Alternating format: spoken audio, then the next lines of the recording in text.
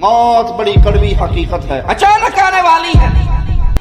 رسول اللہ صلی اللہ علیہ وسلم فرماتے ہیں انسان کے مرتے ہی اس کی قیامت قائم ہو گئی۔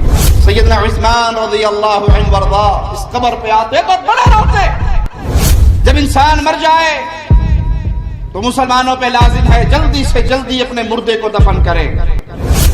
آئیے ذرا ایک منظر اپنے سامنے رکھیے، میت کا یہ منظر جو ہمیں محمد الرسول اللہ صلی اللہ علیہ وسلم دکھا رہے ہیں، اور جو جس چیز کو جتنا یاد رکھتا ہے اتنی تیاری کرتا ہے۔ اگر آپ پہلی مرتبہ ہمارے چینل پر تشریف لائے ہیں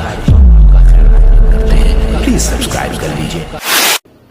ابن ماجہ میں ہے پیارے نبی صلی اللہ علیہ وسلم کا فرمان کہ اللہ نے انسانوں کو اجازت دی ہے، مسلمانوں کو اجازت دی ہے، وہ اپنی موت کے وقت اپنے مال کا 1/3 حصہ اللہ کے نام پہ صدقہ کر سکتے ہیں اپنی نیکیوں میں اضافے کے لیے۔ انسان دیکھ رہا ہے بیماری کا معاملہ ہے تو وہ اپنے مال میں سے 1/3 چاہے تو اللہ نام پہ کر دے، سارا نہ کرے، سارا کر بھی نہیں سکتا۔ کیوں؟ پیچھے اللہ نے اولاد دی ہے، وارث دیے ہیں، لیکن اپنے ترکے میں سے اپنے مال میں سے 1/3 وقف کر جائے مسجد کے لیے، مدرسے کے لیے، دینی ادارے کے لیے، اسلامک سینٹرز کے لیے، قرآن پڑھنے پڑھانے کے لیے، جس کے پرافٹ سے وہ مسجد کا معاملہ چلتا رہے، وہ دین کا معاملہ چلتا رہے، تو اس کا اجر و ثواب انسان کو ملتا رہتا ہے۔ رسول اللہ صلی اللہ علیہ وسلم فرماتے ہیں ما حق امرئ مسلم له شيء يريد ان يوصي فيه يبيت ليلتين الا ووصيته مكتوبة عنده۔ کوئی ایسا مسلمان جس کے پاس کوئی چیز ہو اور اس میں وہ وصیت کرنا چاہتا ہو تو اس کو چاہیے 2 راتیں ایسی نہ گزریں الا یہ کہ وصیت لکھی گئی اس کے تکیے کے نیچے۔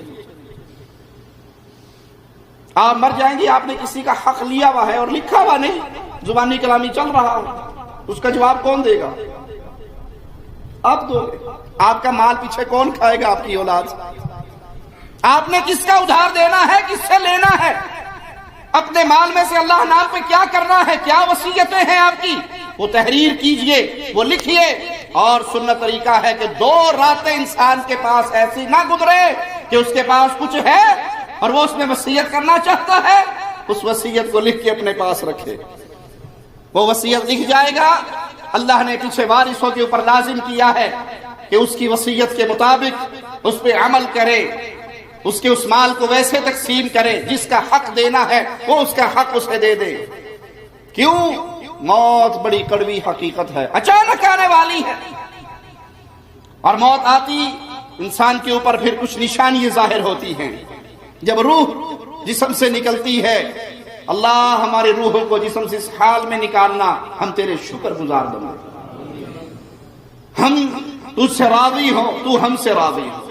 جب روح نکلتی ہے جسم سے، انسان مرتا ہے تو آنکھیں اسی طرح کھلی کی کھلی رہ جاتی ہیں جیسے کوئی چیز جا رہی ہے اور یہ آنکھیں اس کا تعاقب کر رہی ہیں۔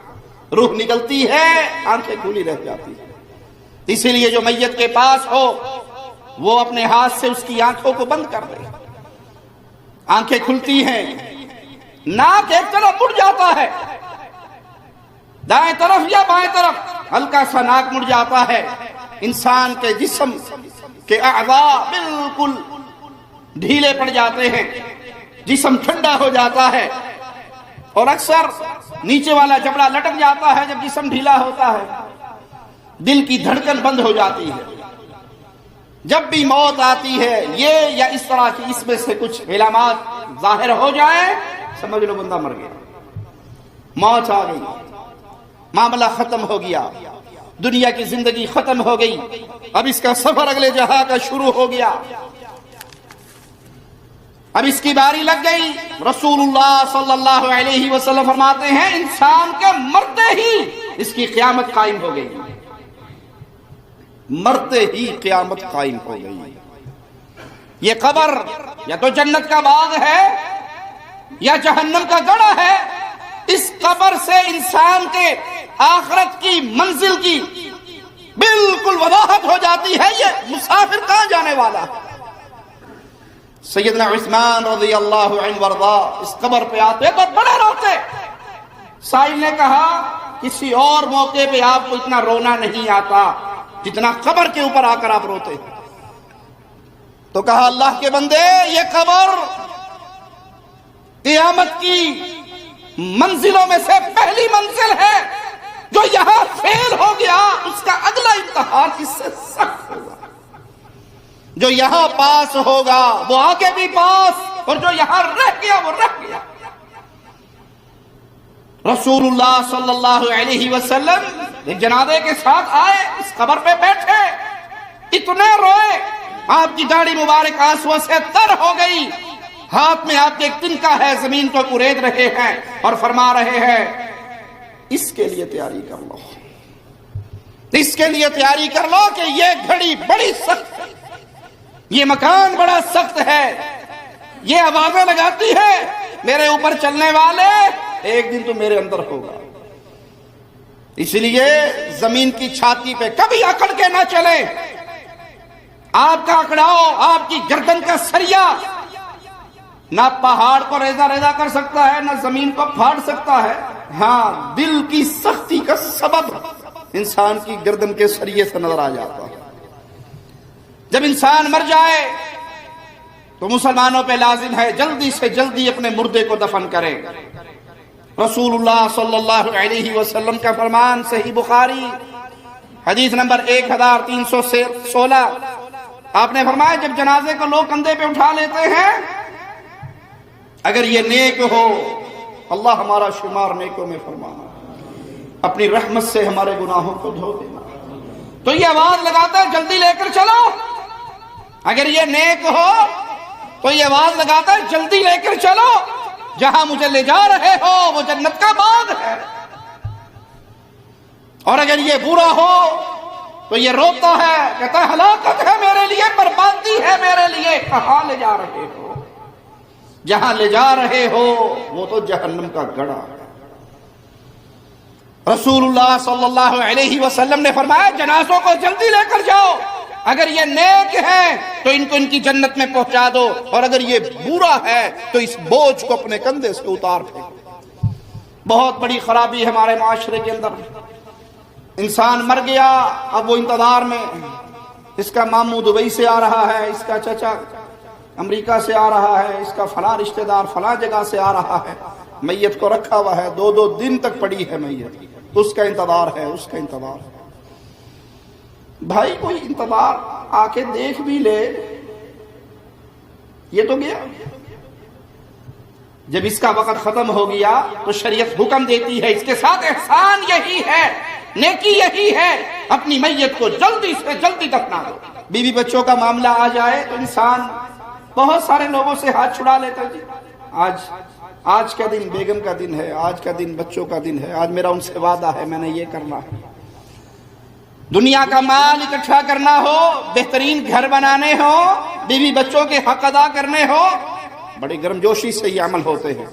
آئیے ذرا ایک منظر اپنے سامنے رکھیے, میت کا یہ منظر جو ہمیں محمد الرسول اللہ صلی اللہ علیہ وسلم دکھا رہے. صحیح بخاری و مسلم میں یہ روایت ہے, اور صحیح بخاری میں 6514 حدیث نمبر ہے, صحیح مسلم میں 2960.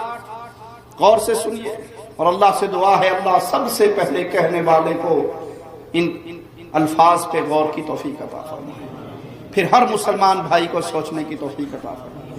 پیارے حبیب محمد کریم صلی اللہ علیہ وسلم فرماتے ہیں میت چلتی ہے, 3 چیزیں میت کے ساتھ جاتی ہیں, مالہ اہلہ عملہ. مال ساتھ جا رہا ہے, لوگوں کی زبانوں کے چرچے ساتھ جا رہے ہیں. یہ سعودیہ میں کمائی کرتا تھا, یہ خلیج میں رہتا تھا, یہ بڑا زمیندار تھا, بڑی کوٹھیاں چھوڑی, اللہ کا بڑا کرم تھا اس پہ, مال بڑا کھلا تھا اس کے پاس. اہل و عیال, یار دوست, بھائی بیٹے بچے ساتھ چل رہے ہیں, کندھا دیا ہوا ہے, اس کے عمل بھی اس کے ساتھ جا رہے ہیں. یہ صرف لوگوں کے ساتھ نہیں ہونا, میرے ساتھ بھی ہونا ہے, آپ کے ساتھ بھی ہونا ہے. اس کڑوی حقیقت کو ہمیشہ یاد رکھیں, اور جو جس چیز کو جتنا یاد رکھتا ہے اتنی تیاری کرتا ہے. جو جس چیز کو جتنا یاد رکھے گا اتنی اس کی فکر کرے گا، اور جو جتنا بلا دے گا اتنا اس سے غافل ہو جائے گا۔